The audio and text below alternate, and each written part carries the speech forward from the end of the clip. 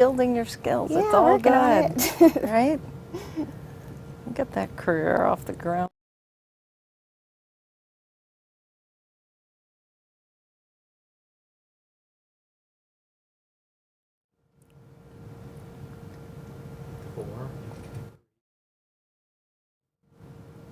Welcome to Speak Up SLC with Mayor Biskupski. I'm your host, Poonam Kumar.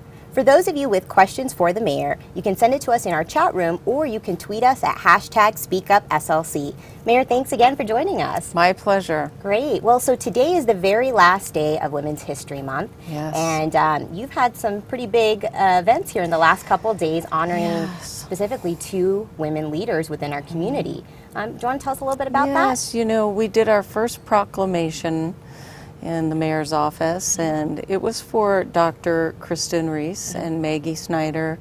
They are 2 women who have been working very hard in this community for decades, helping patients who have contracted HIV, and really providing that early care back in the 80s when nobody would, and helping to educate other medical providers on how to do it safely. And it really changed the dynamics of medical care for patients with HIV, not just here, but across the country.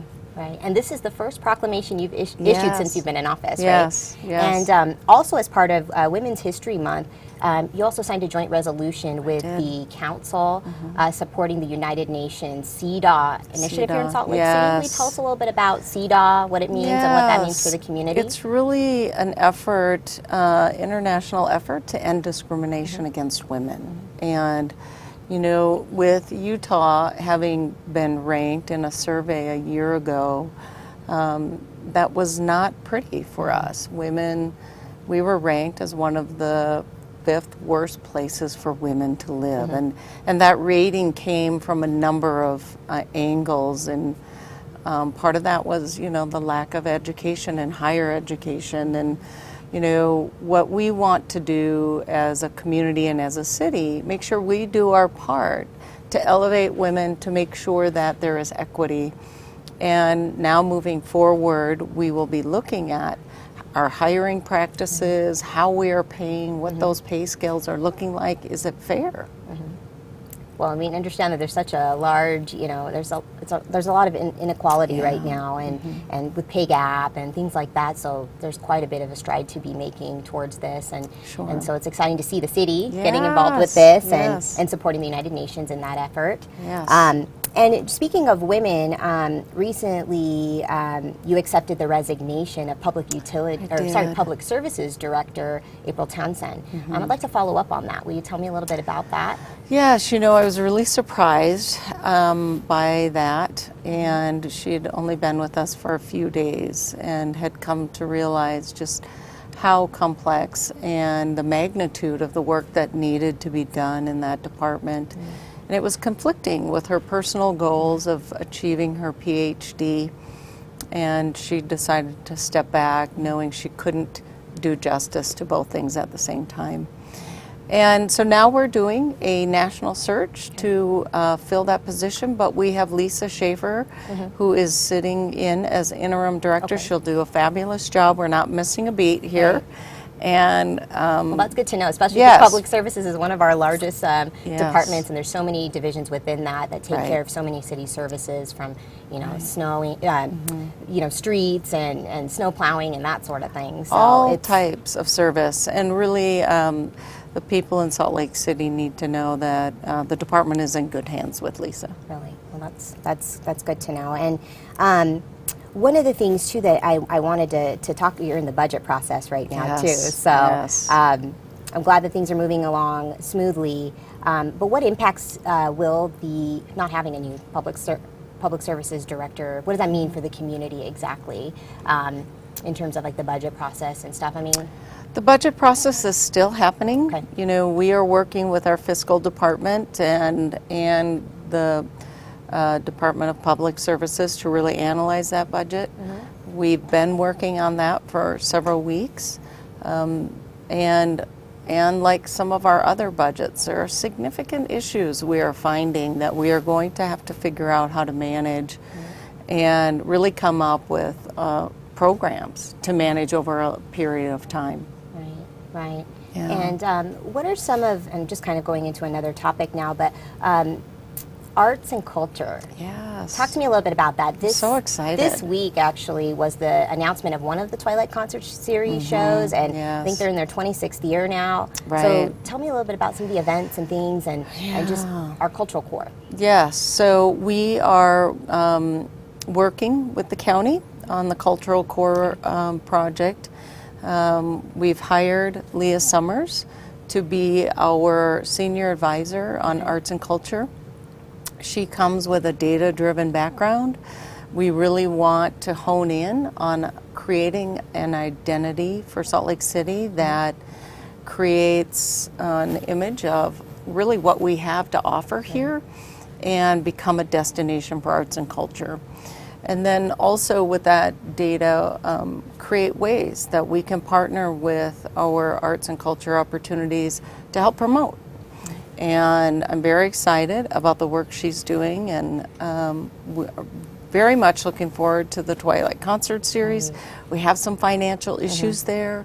We're working through that, trying to make sure that that series and that opportunity for the community is financially sound. So but there's no it will reason go for on. anyone to, okay, good. I was like, there's no reason for anyone to speculate that it won't be happening, but we do want to, I understand that the Salt Lake City Arts Council is working on kind of gathering economic impact information and what people want to see in terms of art within the community. So Yes. We love our Twilight Concert Series We and all the do. other community events that happen within the city. Yes, so fun. It is. So are there other sort of big things that have been happening?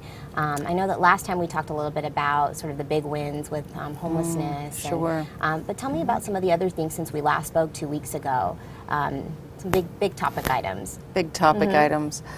Well, you know, we'll just touch on sports, for instance. You know, we're opening the regional complex This Saturday. This Saturday. That will be very fun. We're taking a hard look to see if we can save Wing Point. I'm not sure that that will happen, but we are looking at that. And really, some of the other big things that have been happening have been related to the session. You know, we had some wins with air quality. We are moving ahead with our Department of Sustainability. And I met with the mayors from around this region last week to talk about sustainability, and many of the smaller cities really do not have the financial ability to have their own person that they can hire to manage sustainability, and so I offered up some ability to work in a very collaborative way with other communities so that they can help us move in a direction that will help us clear our air.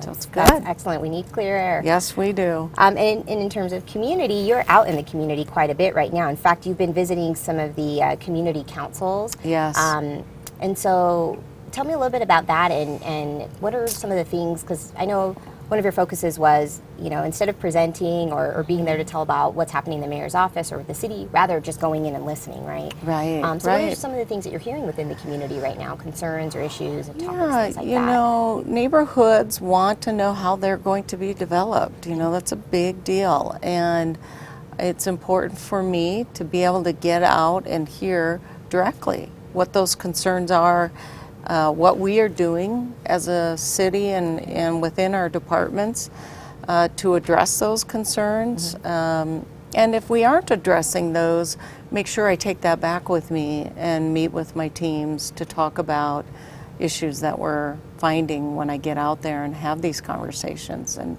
we will make sure that I get around to all of the community councils. And Who have you met with so far?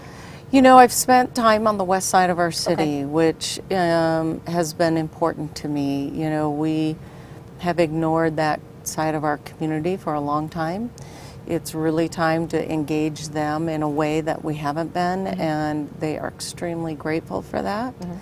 And they know we're listening and that we are taking their recommendations seriously and acting upon those, and that's good. Well, I am a West Side resident myself. And I look forward to you coming to visit our community Yes, council, Poplar Grove. absolutely. So, That'll be one of those in the one near of those future. things in the near future. So, and then tonight you're actually hosting Mayor's Night In. I Right? am. So what's that? First night of Mayor's Night In.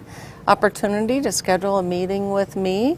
Okay. We've had that posted on the web and been promoting it to make sure people know that there is opportunities to come spend some time. And Okay.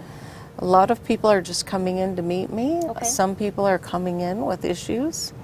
We're making sure that some department expertise is around so that if there are significant questions, that we can make sure we're addressing those Perfect. at And that moment. That's happening every other month? That will be about every 6 weeks. Okay. We will have that on the calendar, and Excellent. looking forward to it, really. That's wonderful. Yes, it'll be fun. Well, that's definitely something to look forward to. And I'm going to go ahead and now open it up because we've got some questions from Okay. viewers on Twitter. And let's see here. I'm going to check my little iPad. Okay. I know that we've got a few that have come in here. So, okay, so here we go. Gotta love your technical difficulty somehow here. Okay. Okay, so first one comes from Jake O'Connor, and this is via Twitter. He says, what's going to happen to Wing Point? Is that beautiful place destined to become an eyesore? Yeah. You know, I am trying to figure out a way to keep Wing Point open. We've had a lot of calls about it. Okay. You know, at this stage, though, it would be a very expensive proposition to keep it open. So we're trying to figure out some creative ways to do that. I'm not sure we'll be successful, but we are working on it. Okay. That property actually belongs to the airport. And so if we aren't able to keep it open, then it will be up to the airport to manage it in a way that it doesn't become a blight, you know, blighted areas. Okay. Are you seeking questions or input on that from the community? Do you encourage them to get in touch with you about that topic? Because I know we've had a lot of questions about Wing Point. We have had a lot. You know, we are hearing from the community, and really at this point, because everything that was there was given away and moved to other pro shops, keeping it open requires a lot of funding right now, and that's the big issue, and we're just trying to figure that piece out. Work through that. Okay. Now, we do have another question since we talked about the airport as well. I've got Chris here on Twitter who's asking, in the wake of the, why did I just lose this? Okay. In the wake of the Brussels bombing, is the mayor at all concerned about having one check-in area security line at SLC?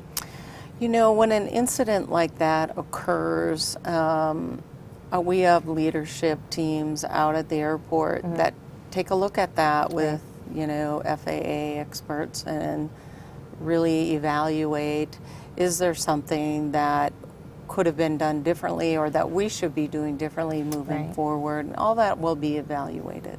Okay. Yeah. That's good to know, especially with our redevelopment right now and all of that that's happening. I'm sure that's being taken into consideration as well.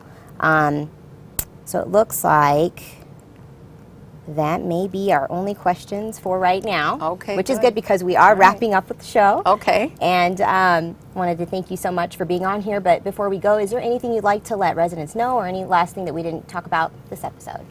Well, you know, please know that you can contact our office for, you know, either in person or by phone or by email. Or Mayor's Night In. Mayor's Night In. If you have any questions, really, we want to be very accessible and approachable and want people to know that we're here to help and listen and to affect change. Okay.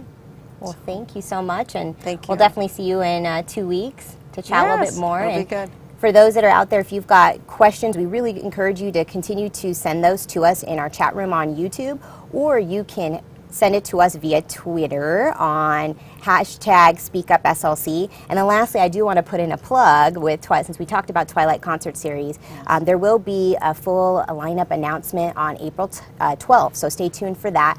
And the first show starts on July 21st. So Anyway, Very good. thank you so much, and please join us next time. Mayor, thank you again.